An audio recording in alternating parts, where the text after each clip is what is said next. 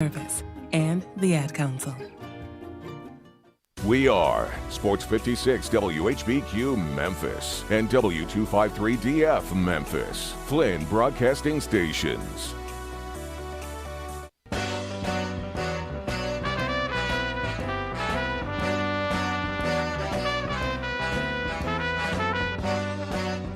It's time for Wolo and Friends on Sports 56, presented by Homer Skelton Hyundai. Here's your host, the voice of the Tigers, Dave Woloshin.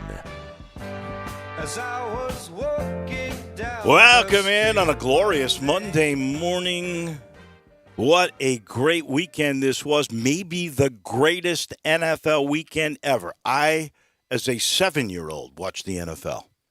So you're talking about 1960 is how long I've been watching the NFL and playoffs and championship games. Of course, it was still the NFL. It wasn't the conglomerate that it is now. And I don't think I've ever seen a greater weekend than what we just saw, including one of the great comebacks and probably one of the most painful losses you could ever have if you were a fan of the Buffalo Bills. Speaking of comebacks, how about Tulsa, Oklahoma? The Tigers hadn't won in the Reynolds Center since 2012. They hadn't won in Tulsa, period, because they played the CUSA tournament in the BOK Center, which is a really nice arena in downtown Tulsa. And they had beaten Tulsa there in 2013. So you're talking 9 years ago, was the last time they actually won in that city. And they're falling behind by 13 at the half. They're down 15 early in the second half. And slowly and steadily they come back. Penny makes adjustments.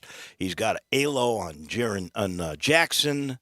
He's got, believe it or not, Malco, that's the nickname for Malcolm Dandridge. Malco is coming in, and he actually stayed in the game. I thought he played one of his better games, not because he scored or rebounded, because he set the best screens. They went to a high post, a high screening game in the entire second half. That was the biggest adjustment they made. That freed the inside for guys like Timberlake, who hit 2 clutch buckets inside, and it cleared the way for Harris to hit 6 threes in the game and get 24 points. And the Tigers win, and they needed it badly. They needed it incredibly badly. Single-digit turnover day yesterday. 6? Oh, no, 9. Yeah. Still, single-digit. Yeah. That's big time. No, you know what their fewest was this year? It was in a win against Cincinnati. Guess how many?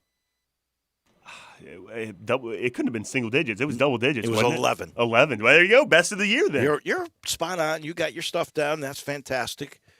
So that was amazing. And then the Grizz, well, they just had too many guys missing. When you are missing 5 of your 8 top scorers, I say this for the Tigers, so I think it's fair to say this for the Grizz. And you're taking on your nemesis Dallas, which now beat you in the regular season series. It's just too much. I mean, Ja went crazy. He was living up to the billing. But too many guys missing. It's going to catch up with you sooner or later. That's one of the amazing things, I think, J-Mo, about the Tiger win yesterday. You can make the case the 3 best overall Tigers. Okay?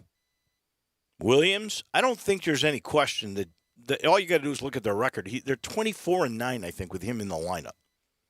He's their best player, and he's also about to be next month 26 years old. Makes a difference, okay? He's their best player.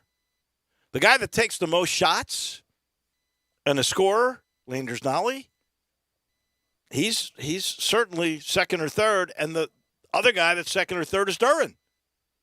And Duran is going to be a lottery guy because he's got the body, the physicality. He's learning how to play. We saw that, I think, a couple of times this year where even in the stretch run against, I guess it was East Carolina, where he got all the touches and made him pay. He's going to be a terrific player. He apparently had a cut finger. They thought he was going to be able to play. I think he was cleared to play, and he made the decision not to play. So you're missing your top 3 guys. I don't know who your 4th best guy is. I'm sorry to say this because I think the kid is going to be terrific. He'll probably be an NBA guy. But when you look at Imani Bates, the kid is 17 years old. He will be 18, I think, next week. But it was clear to me the last few games, but in particular in this game, he can shoot. Make him a catch and shoot guy in the corner and let him shoot all day long. Perfect form. You want to get him at an elbow and let him just take a jump shot there. You want him to take one dribble and show a mid-range game. I'm okay with that. But spinning into the paint, trying to drive to the hole, you can't do that when you're just not strong enough. There was a former great player, used to be a guest on this show all the time, Sean Toohey, still the assist career leader in the SEC history. And Sean, of course, did years of analysis on TV and radio. He did it for the Grizzlies. He did it for Ole Miss. Sean used to say, you can always tell a guy who's strong by the way he finishes. If a guy goes to the hole and falls down all the time, he's just not strong. And Imani Bates does get bumped around. There were a couple of times there, and in the last few games where I thought, man, he's just not getting any calls. But it's pretty clear he's physically not strong enough to go inside. This is against the Tulsa team that's not necessarily that strong, but they are physically aggressive. And when you fall down all the time, it just tells me you're not strong enough to finish at the hole. Timberlake is, and they're moving Timberlake inside. That's pretty clear. But there's just no doubt in my mind, as good as Bates I think is going to be. I'm not discounting his future. I'm just saying to you, at 17 years of age and 11 months, he's not strong enough. This is part of the reason why the NBA doesn't take guys until, they're 19 years old, because they want them to be physically strong enough. Now, there are outliers to that. LeBron James probably could have played in the NBA at 16. Duran is probably strong enough to have been a guy that could have gone to the NBA this year. Bates is not one of those guys, and it's really, really clear. He can't physically take the beating inside, and then he goes down. And, one time he went down, and he stayed down because he was mad he didn't get the call, and the other side, his guy is down there with a wide-open three, and he drained it.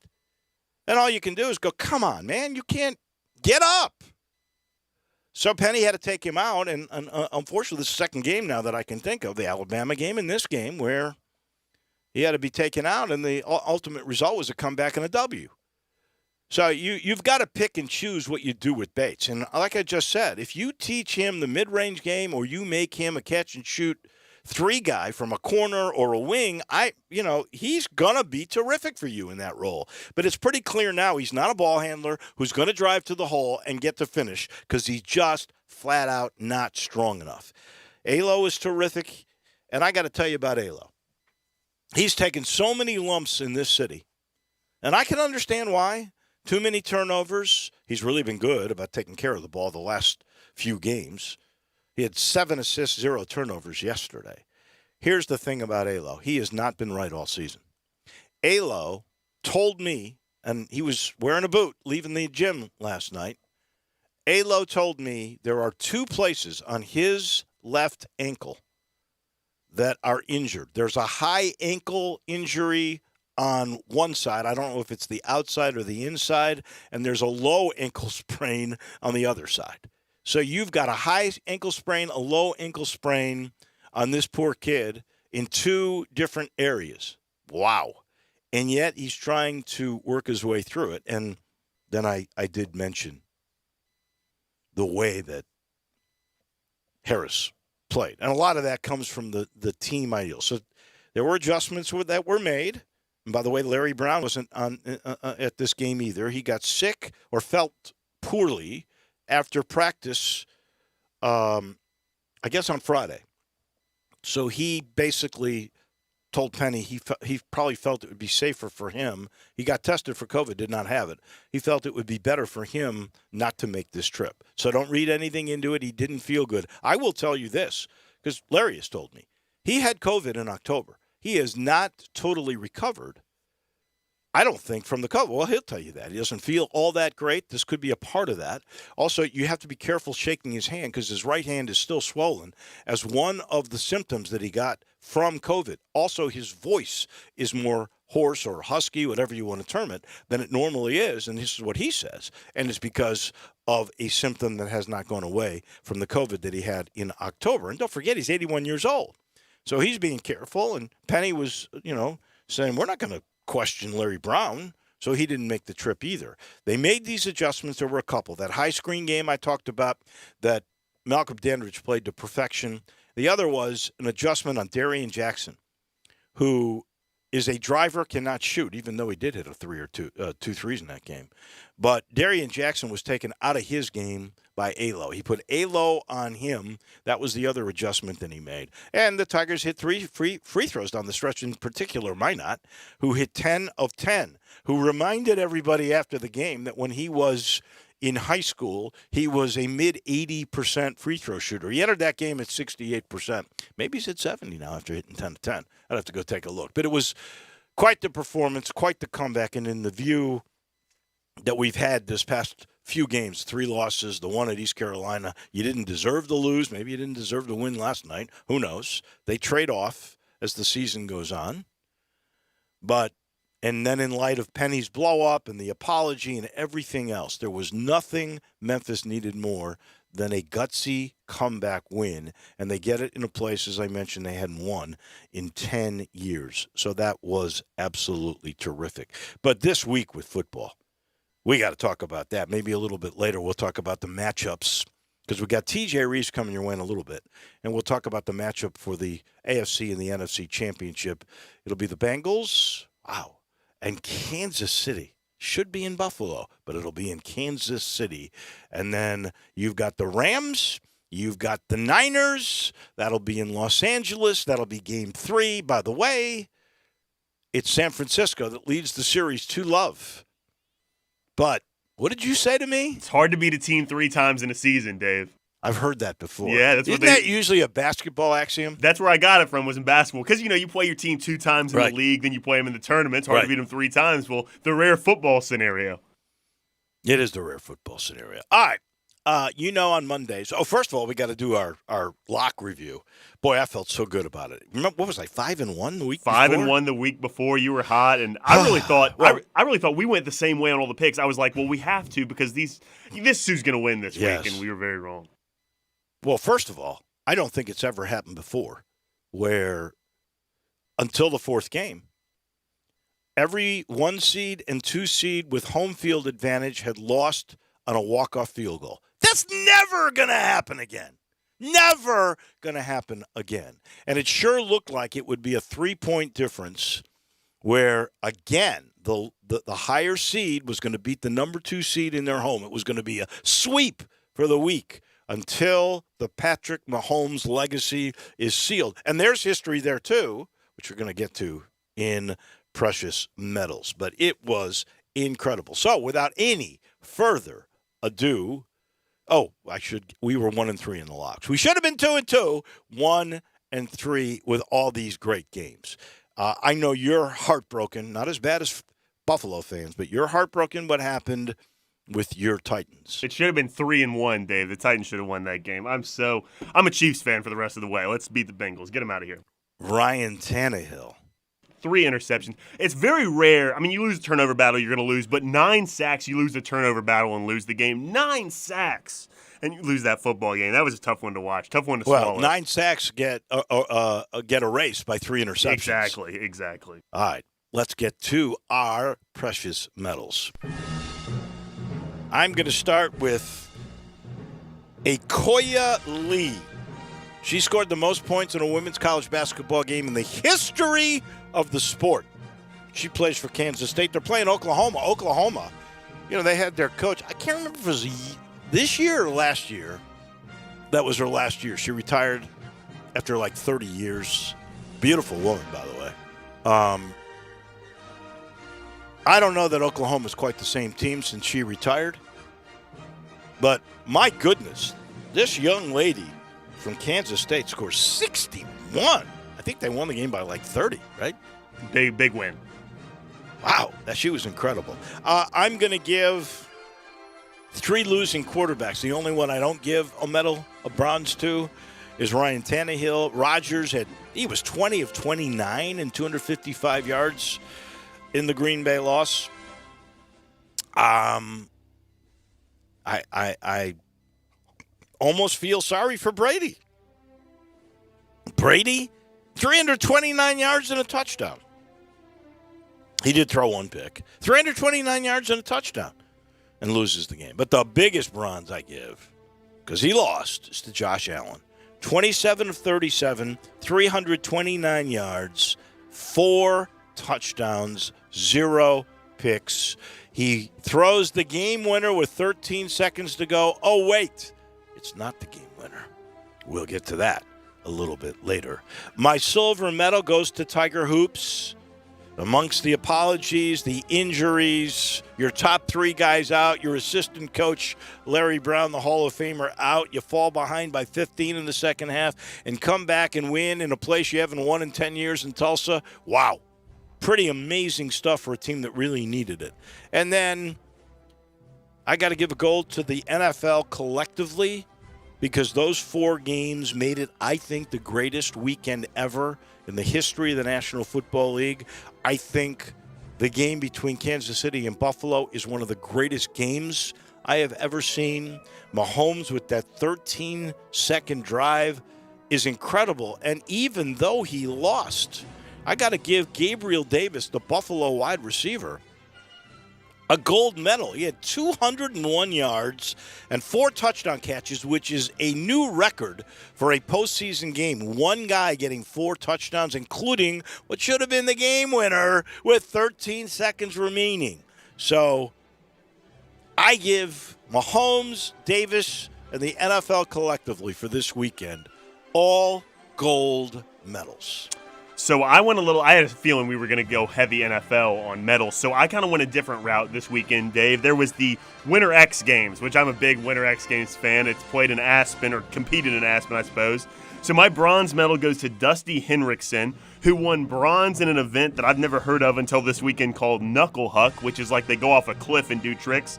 He did a 360 double front flip off a cliff and landed. It was incredible, but he won. Wait! Off the cliff? Where does he land? It's like you know how they go off the super jump and then they lean forward on the skis. It's like that kind of thing, but rather than going off the jump, they just go off the cliff, just straight off. So you still have that whole slope to land on. Lord. But you basically just go off a cliff. He won bronze for maybe the greatest trick I've ever seen, so I gave him my bronze medal. The silver, I usually like the snowboard, but the skiing took my breath away this weekend. Nico Petrius. He won the ski super pipe. It was the event of the weekend, in my opinion. He won on the final run. It was nail-biting down the stretch. This was like the culmination of the whole weekend, and he won on the last run. It was unbelievable. He was doing tricks, spins, flips, you name it on the skis. It was incredible. So he gets my silver medal. And my gold medal goes to Tess Ledoux, who won the women's ski big air and the women's ski slope style, the first woman to win gold in both the events. She's a French lady who is a favorite coming up in these Winter Olympics. So Tess Ledoux gets my gold medal for 2 golds this weekend at the Winter Olympics. This is why I love you. We got the Grizzlies splitting this weekend. Big win in Denver. We got the great comeback by the Tigers. We got the greatest NFL weekend ever. And all of a sudden, you become a lackey for NBC. I just love the winter sports, and I got Winter Wonderland fever going on, and so I'm ready for the Winter Olympics. Nobody loves it more than me. 75 to 78, I lived in Steamboat Springs as a ski bum. There you go. I watched them build the ski jump hill at Howelson Hill. In this weekend, there is no way anybody in the winter sports yet deserves any kind of medals. The games don't even begin in Beijing for a month. I recorded all the events, too, so I can watch them on repeat as well. Wow, you are out of your mind. We'll give you our Rusts. I may give him one for that. In just 1 minute, I'll let you know this portion of the show. It's brought to you by James Davis Men's Store in the Laurelwood Shopping Center. That's the men's store in Memphis. I think for the last 10 or 15 years, it's clearly been the best with all the latest fashions and the only one with the Stant custom fitting system. This is where if you're getting pants, 2 measurements, shirts, 3 measurements. They're fed into a computer. An algorithm picks out the perfect pair for you. You can try them on right there, and then they will let you order the fabric, the pattern, everything that you want, and within 2.5 weeks or so, for a very reasonable price, you get the best-looking, best-fitting, custom system pair of pants or shirt you've ever had in your life, I promise. And they've got all the fashions in there. And, of course, the winter fashions are in right now. You want to go find a sweater vest, you won't beat anybody than James Davis because they absolutely have it down. And, again, it's the only one with the Stant system. All right, I'm going to give 4 Russ now. 1 to you, J-Mo, for going with winter sports. I got to give John Stockton a rust. Do you know what happened to John Stockton this weekend? I did see this. He refused to wear a mask at the Gonzaga games, so they had to suspend his season tickets. Come on, John. I mean, I get it. Nobody likes to wear a mask, but that's the way the rules are. You're not above the rules. If I went to a Gonzaga game, I'd have the doggone thing on. No, that's the truth. If I'm walking into an arena these days, kind of that's required, I put the mask on. I take it off to do the game. Heck, last year, Matt Dillon kept the mask on during the game.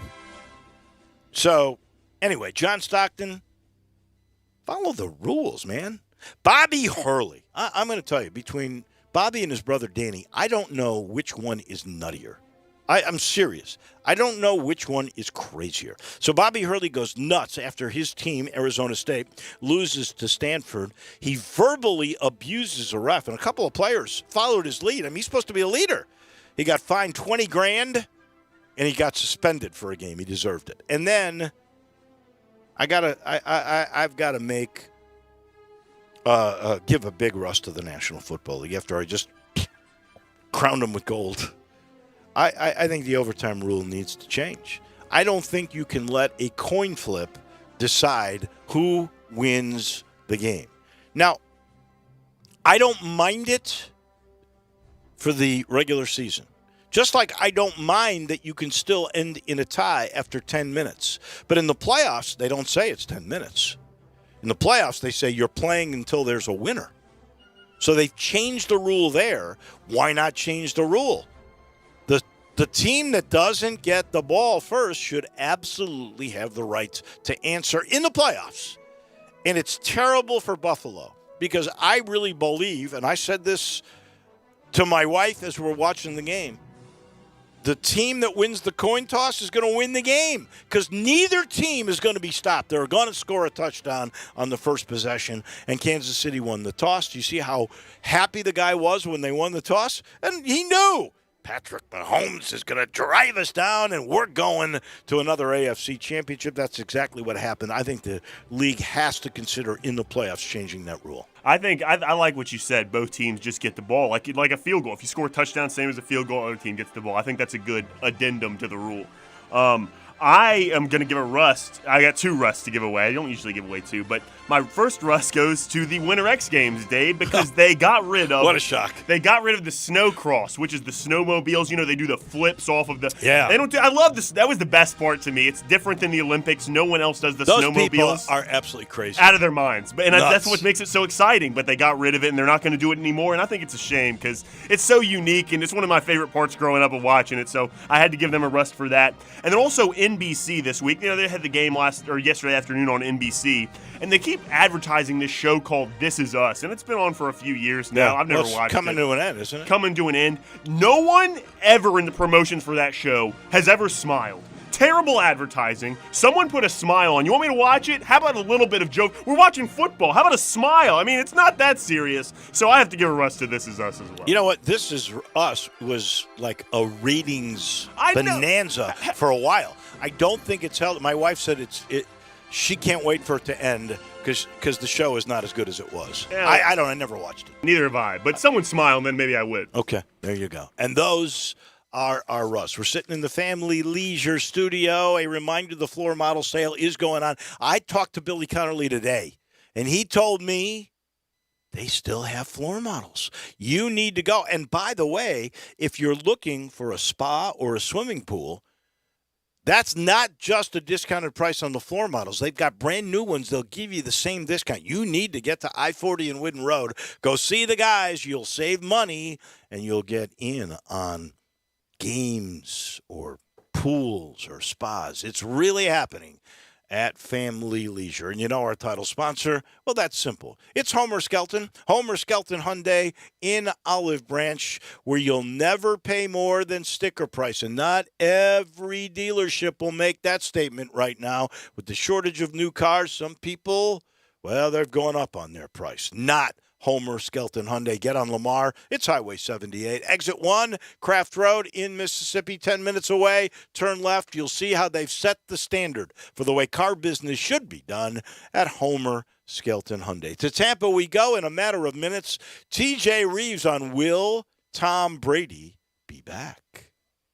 Be sure to follow us at Sports 56 WHBQ on Twitter, Facebook, and YouTube to watch live video of our shows. Stay up to date with station events and have chances to win prizes from Sports 56 and 98.5 FM.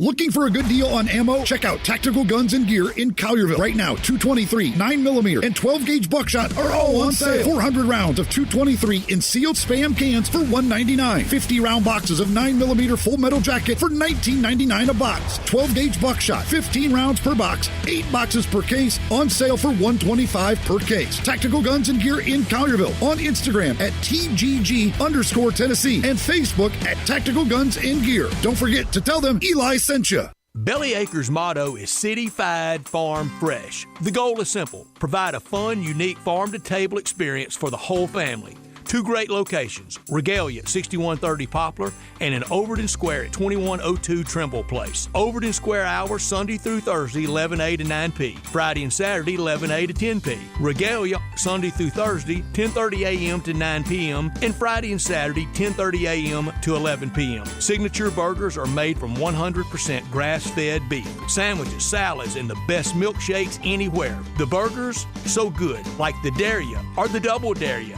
and the melt in your mouth. And you have to try the Voodoo Moo Moo. It is the quality brand the Belly Acres team has developed using grass-fed beef with creative homemade toppings in a fun farm setting right here in the city. The goal at Belly Acres, to become even more sustainable as they grow. In Overton Square and in Regalia, the very best quality available in Memphis, burger shakes and smiles at Belly Acres. You might not know me, but I'm Zip with the ZipCat construction app. Why are you collecting leftover construction materials, Zip? I'm turning it into cash. That's easy. You can turn leftover materials into cash. Keep it out of dumpsters and help the environment. That's why they call me Zip, the construction guru. Also, ZipCat app saves you time and money. Lets you describe a job, name your price, and get a job done. That's smart, Zip. You're amazing. General contractors, take a few minutes, price a job, and get it done. Download the free ZipCat app in the Apple Store or Google Play. Best tool in your toolbox. Now, back to Wolo and Friends on Sports 56, presented by Homer Skelton Hyundai. Here once again, it's the voice of the Tigers, Dave Woloshin. To Tampa we go momentarily. I'll let you know TJ Reeves, brought to you by Old Dominic, proud partners of the Tigers. And you know, TJ is a proud alum. But the greatest thing about Old Dominic's few things.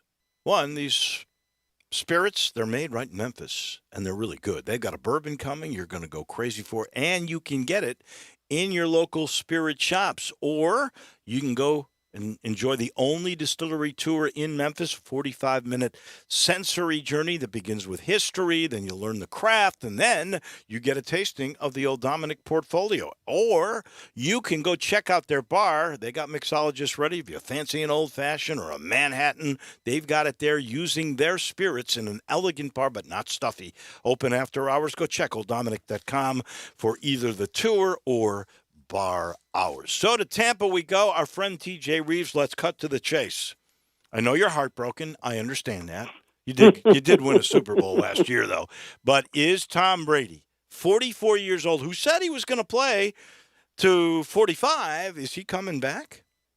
That's the question everybody wants to know. Good to be with you, and the reality has sunk in all over Tampa Bay that we're not Tampa Bay anymore after the Buccaneers had a fantastic fourth quarter comeback only to be dashed by the Rams. And so now everybody wants to know the answer to that question of, is TB12 going to be back? And I am here to testify on the airwaves of Sports 56 with my buddy Wolo and Wolo and Friends. I believe he will be back. I believe in his body having held up. Everything that I saw down the stretch of the season, he physically can still do this. And I just talked with somebody at length about this a few minutes ago. I can't see him walking off with, I lost to Matthew Stafford at home, and that's the end. I think he's going to try to write another chapter later this year. I don't know. I mean, you can't say for sure, but all of the things that would make you think he's going to retire, physically, he can't do it anymore. Nope, not the case. Goes out on top, like we kept theorizing over and over again. If they won again, back-to-back, would that be it? Would that be the reason to say that's it? Well, that didn't happen. You lost. And most of this team can probably come back, and there will be guys who will want to come from around the NFL to take less to play here, as we saw this past offseason, if he's back for another year. So I think all of those things line up. I think the guy still plays.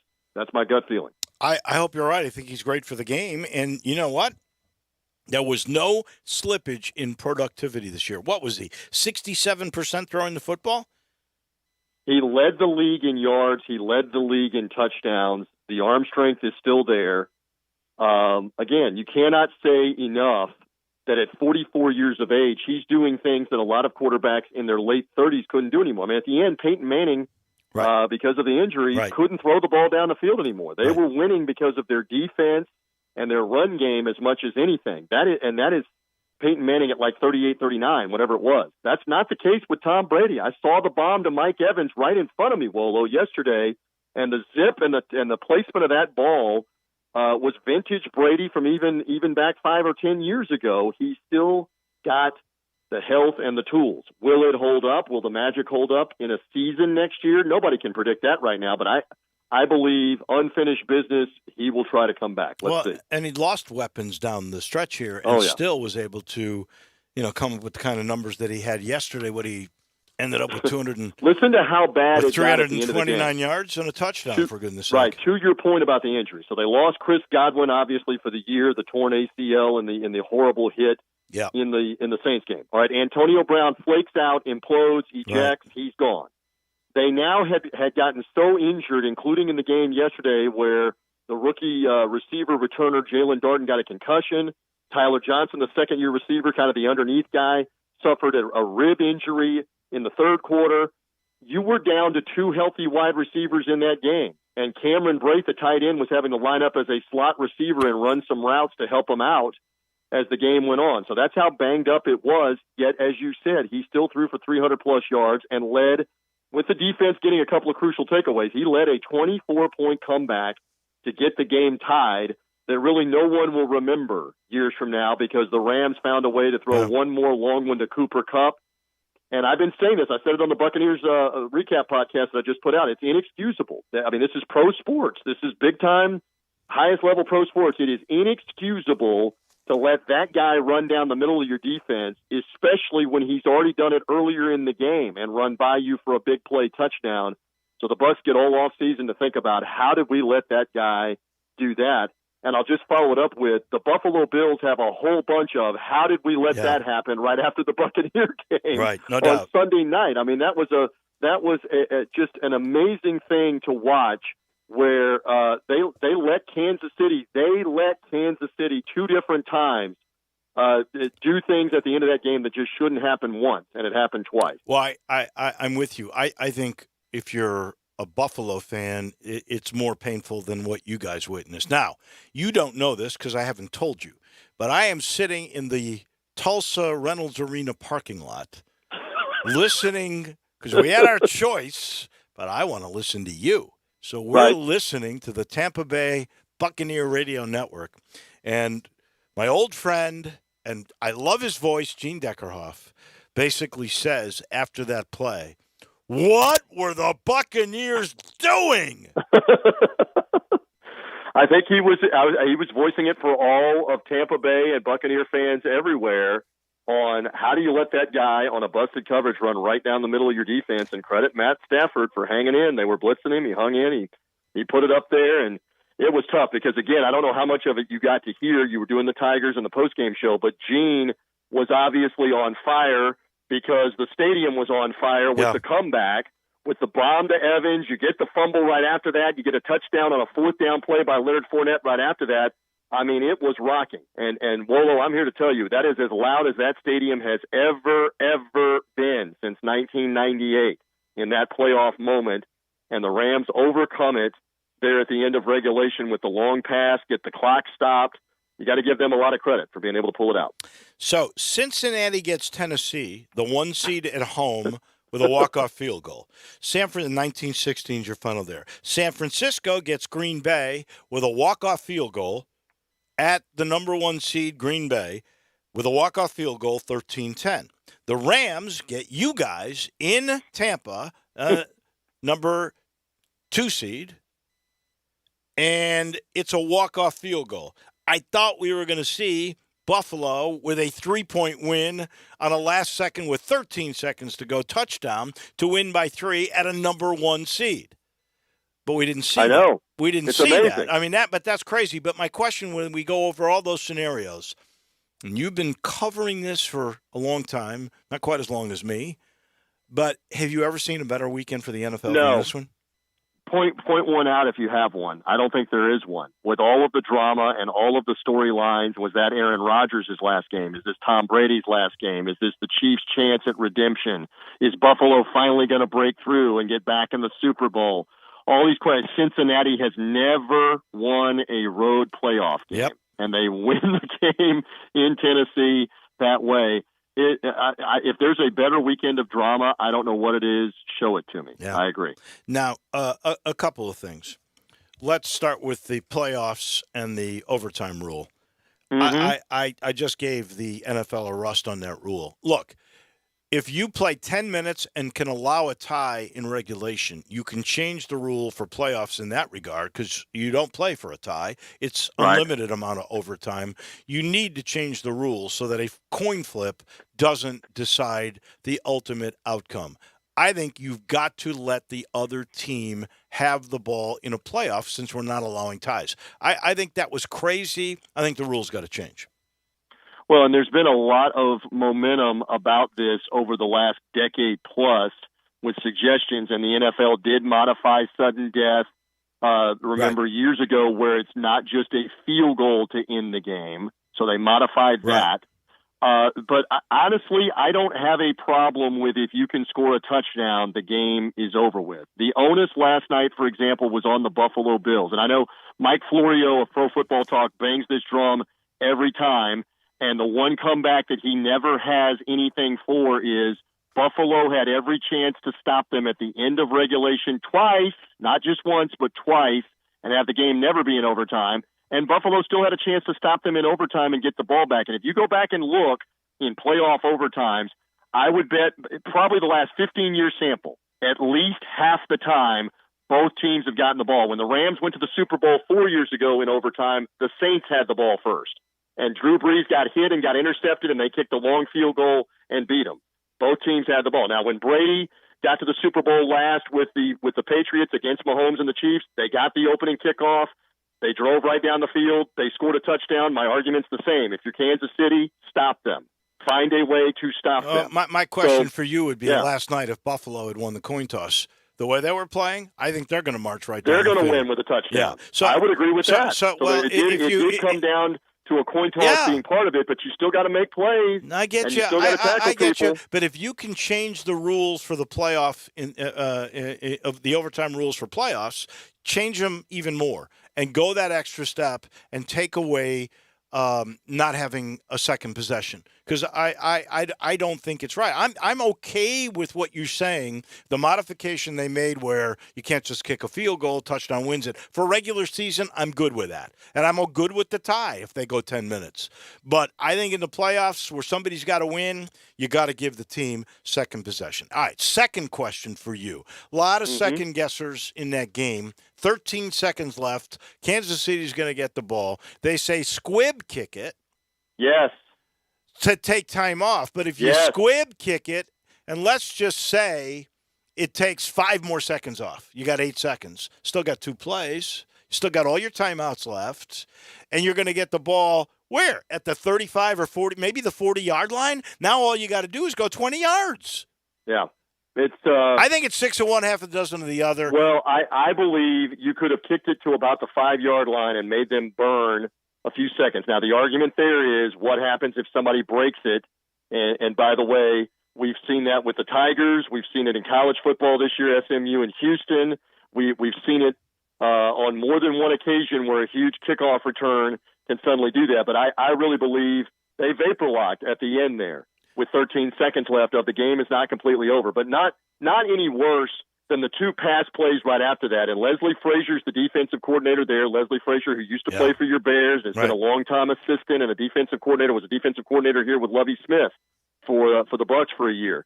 I mean, to play soft and to let them catch the ball and get 20 yards after the catch twice, 15, 20 yards after the catch twice when they had timeouts, you're just asking to get beat. Again, this goes back to the whole argument about overtime. You should have never been in overtime.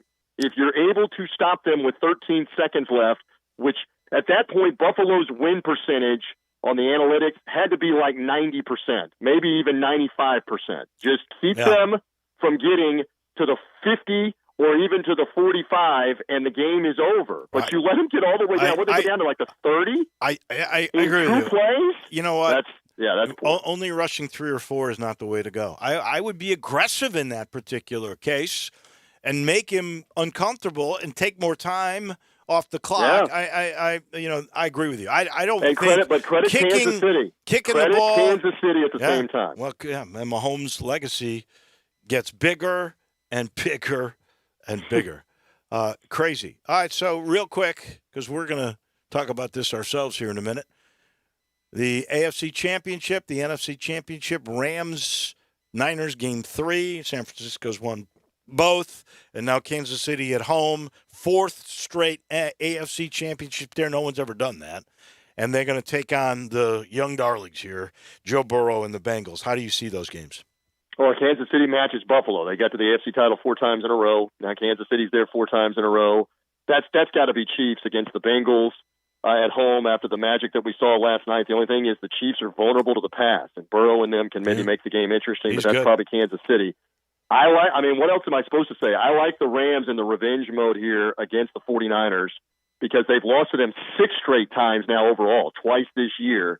And it was they had them 17-0 in the regular season finale and let San Francisco get off the mat like at the count of 9, if you're using the boxing analogy, and come back and win the game. I have to believe the Rams will be ready at home to pay them back, and I think you're looking at an L.A. Kansas City. I'm going chalk here. I'm going favorites. I think you're looking at an L.A. Kansas City Super Bowl in SoFi Stadium, where the Rams are going to be 2 years in a row. Team, 2 years in a row to play in their home stadium. That'd How crazy is that? That's crazy. It is crazy. As always, my friend, I thank you. We'll talk to you next Monday. Always love being with you. Tough Buccaneer loss. Glad the Tigers got a win yesterday to brighten up the week a little bit. We move on to college basketball and to other things in our world. The end of Tampa Bay there yesterday, unfortunately, Wolo. We'll see you. I feel for you. I really do. That is our friend TJ Reeves down in Tampa. He's brought to you by Conway. When's the last time you had your system cleaned? How about a safety inspection? You know Conway's doing that right now. It's going to get cold again, by the way, tomorrow. So if you haven't done this yet, let me tell you, the tune-up, 16-point Energy Saver Super Tune-up for $69 will allow your system to last longer, and it's more efficient. You save money on your MLGW bill. But now, John always does this in the winter, he will give you a free carbon monoxide test on your system after they use the state-of-the-art camera to go in and make sure your system is safe, no leaks, all that other good stuff. $69 for all of that. All you got to do is call 384-3511. Conway Services, heating, cooling, plumbing, and electric. We'll come back. We'll look at those AFC NFC championships when we return in just a minute. Peter Edmiston and Anthony Sane bring you Sports 56 Grind Time. Brought to you by Poultry Power. Weekdays from 1 to 3 on Sports 56 and 98.5 FM.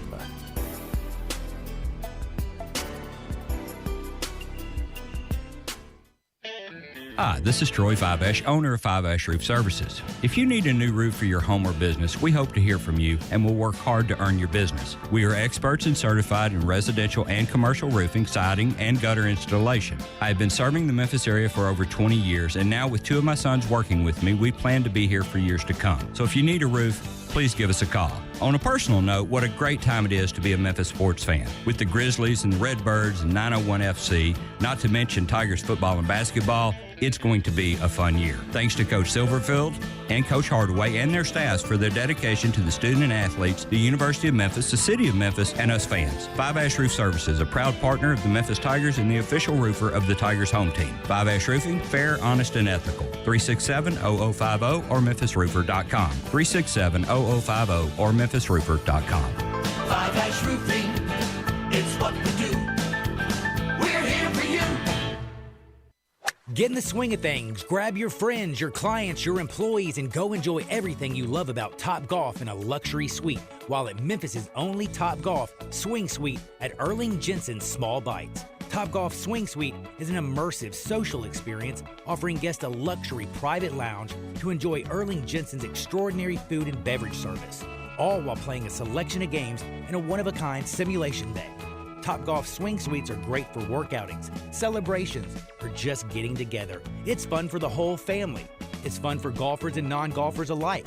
They have more than just golf. They have soccer, baseball, zombie dodgeball, football, and more. Located at 5069 Sainterland, adjacent to the Doubletree East Memphis. Check us out at swingsuitememphis.com or call us at 901-58-SWING. Again, that's 901-58-SWING at Memphis' only Topgolf Swing Suite at Erling Jensen's Small Bites. Book your suite today. Hi, folks. Bill Russell at Russell Brothers Fine Jewelers, and I want to thank all of you who came to see us at Russell Brothers so that Christmas would be special for your lady. Thank you so much for the confidence and trust that so many of you have placed in Russell Brothers for over 37 years, and we're going to work even harder in 2022 to let you know how important you are. Whether you just need an $8 battery or a $20,000 diamond ring, you will receive the very best in beauty, quality, service, and value. Our exquisite gemstones, our fashionable designs, our huge array of fine jewelry will dazzle you and will help make you a hero in her eyes. Our warmest wish for you is a healthy and prosperous 2022, and when you want to let her know how very extraordinary she is, we invite you to come and see us at Russell Brothers Fine Jewelers, 4646 Poplar at Perkins. After all, doesn't she deserve the very best? Now, back to Wolo and Friends on Sports 56, presented by Homer Skelton Hyundai. Here once again is the voice of the Tigers, Dave Woloshin. Final portion of our show brought to you by the Spirit Shop right there at Poplar and St. Nick. That's Eddie Connor's place. His since 69, man, it's a family business. They've been around a long time. That little log cabin, you've passed it by a million times, right down from Clark Tower. Not so little inside. There's lots of product, I promise you. And I know you're probably out if you watched all four of those games and the Tigers basketball game, and you were enjoying some kind of Spirit. You're out, so it's time to reload, and you know it's so conveniently located. Poplar, St. Nick, 4848 Poplar to be exact. You walk in there, you get an education about what is good, what is up and coming, what is a bargain, what is rare. He's got it all. That's the Spirit Shop at Poplar and St. Nick. I meant to mention Tigers got a couple of transfer portal guys over the weekend. Tyler Murray, who was the leading tackler as a linebacker for the Charlotte 49ers, who are going to be part of CUSA, or part of the American in a couple of years. He was second team all-conference, by the way.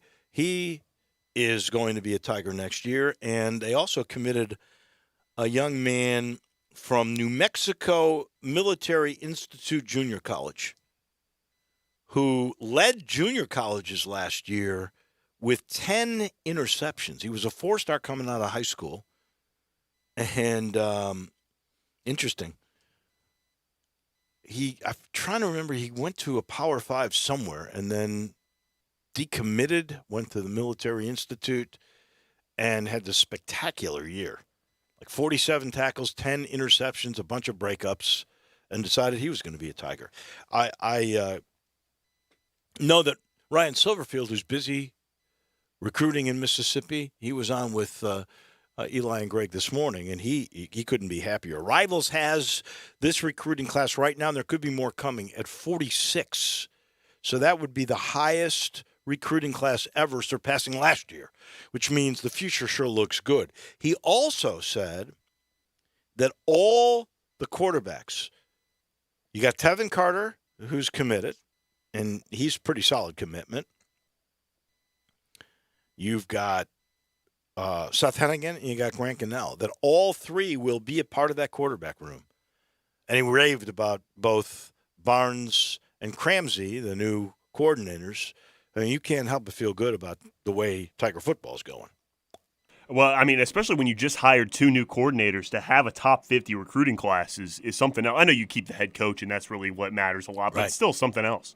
No, let's see what happens. It's second Wednesday in February every year. That's now the late signing period, and apparently he's got some other tricks up his sleeves. From what I hear, he's already got number 46. I love the running back from Northern Illinois, freshman of the year. Now you got all-conference linebacker from Charlotte, this kid that was a four-star out of high school that's coming to Memphis from the New Mexico institution, a military institute. I mean, that is really good. All right, before we run out of time here, real quick, you're not locked in until Friday when we make our locks. Gut feels, though. Here's Cincinnati finally winning a road playoff game, going to Kansas City and Arrowhead. And Burrow's great, and Kansas City's pass defense we see can get suspect. I think the Cincinnati ride's going to come to an end, though. I think Mahomes and this legacy, it doesn't end in the conference championship. This thing's going to the Super Bowl for sure, I think. I would hope so. The Chiefs are favored by 7 is the opening line on this game, which is a lot for a conference championship game, a full touchdown. But I just don't think but maybe it seems like no one thinks the Bengals can win if they're favored by 7. But I just, I think the Bengals not got lucky. They played a good football game. They're a really good offense, but Tennessee turned the ball over 3 times. I'm not sure how many of those were forced by the defense. Maybe that is defense. Maybe so. Maybe that is. Well, we'll find out. But that's a big opening line for sure. And then San Francisco and the Rams, and we already discussed this is the third game. San Francisco has won both, and I have the right to reserve changing my mind here by Friday. But just on paper, I had the Rams in the Super Bowl. I had the Rams in Buffalo, but preseason in the Super Bowl. You can check with Brett Norsworthy. He's got it all written down, I promise. And I should have been right. I mean, the Buffalo Bills should have been there. That's the craziest thing ever in the history of the NFL. 13 seconds, and they drive down. But I'm going to say I like the Rams in that game. I also like the Rams in that game. I think the Niners have been due to lose 2 games now. They haven't lost yet. They'll lose this week. 3.5 is the opening line on that one. Rams favored 3.5. So that's a close game. And how often do you see a team that was beaten twice by one team that's 3.5-point favorite? Exactly. But the Rams have really gotten better. Although they had that whole team when they lost the season finale. That'll do it for us. Tomorrow, Jeff Moore will wrap up this week, and I'm sure he'll have lots to talk about. We'll ask him if it was the greatest NFL weekend he ever saw.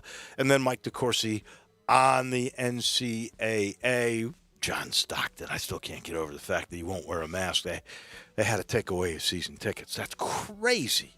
That's for sure. That'll do it for us. Johnny Radio is right around the corner. Have a great day, everyone.